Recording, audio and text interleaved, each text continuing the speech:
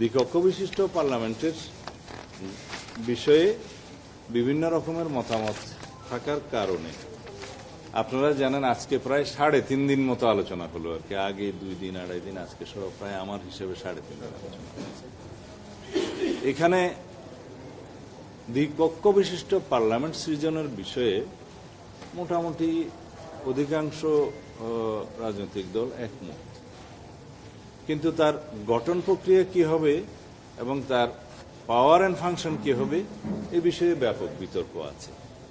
আমাদের দলের পক্ষ থেকে আমাদের যে প্রস্তাব সেটা আমরা এখনো সেই জায়গায় আছি এবং আমাদের 31 দফার ভিত্তিতে আমরা যে আইডিয়া নিয়ে এই দ্বিকক্ষ বিশিষ্ট পার্লামেন্ট সৃজনের জন্য প্রস্তাব করেছিলাম সেটা হচ্ছে দেশের বিভিন্ন সেক্টরের যারা বিশিষ্টজন, রাষ্ট্রবিজ্ঞানী, সমাজবিজ্ঞানী, বিভিন্ন শ্রেণী পেশার বিশিষ্টজন এবং যাদের জাতি গঠনে অবদান আছে তাদেরকে নিয়ে এবং যারা পিছিয়ে পড়া জনগোষ্ঠী আছে বিভিন্ন শ্রেণী পেশার মানুষকে নিয়ে তাদের যে মেধা, প্রজ্ঞা এবং অভিজ্ঞতা সেটার কন্ট্রিবিউশন যাতে ন্যাশন বিল্ডিং অ্যাক্টিভিটিসে প্রতিফলিত হয় এবং জাতি সমৃদ্ধ হয়, সেই আইডিয়া থেকে আমরা এই প্রস্তাবটা রেখেছিলাম এবং সেখানে আমরা 100 আসনের দ্বিকক্ষ বিশিষ্ট পার্লামেন্ট আপার হাউসের প্রস্তাব করেছি।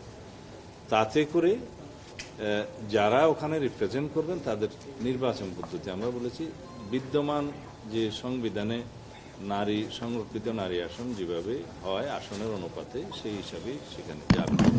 তো এই বিষয়টা নিয়ে ব্যাপক বিতর্ক আজকে 3-4 দিন যাব যে কেউ চান পিআর পদ্ধতিতে, মানে প্রাপ্ত ভোটের অনুপাতে। তো এখানে আবার পাওয়ার ফাংশনের বিষয় আছে যে সাধারণ বিল কিভাবে পাশ হবে, কনস্টিটিউশন অ্যামেন্ডমেন্ট হলে আপার হাউসে কিভাবে পাশ হবে ইত্যাদি। তো ব্যাপক আলোচনার ভিত্তিতে কোথাও ঐক্যে আসা যায়নি, ঐক্যমত্যে আসা যায়নি।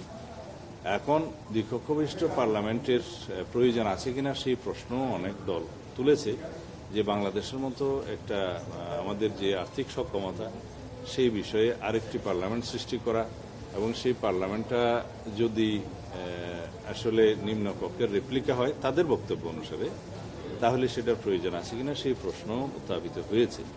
কারণ এটাও একটা আলাদা পার্লামেন্টের মতো ব্যয়বহুল একটা পার্লামেন্ট হবে।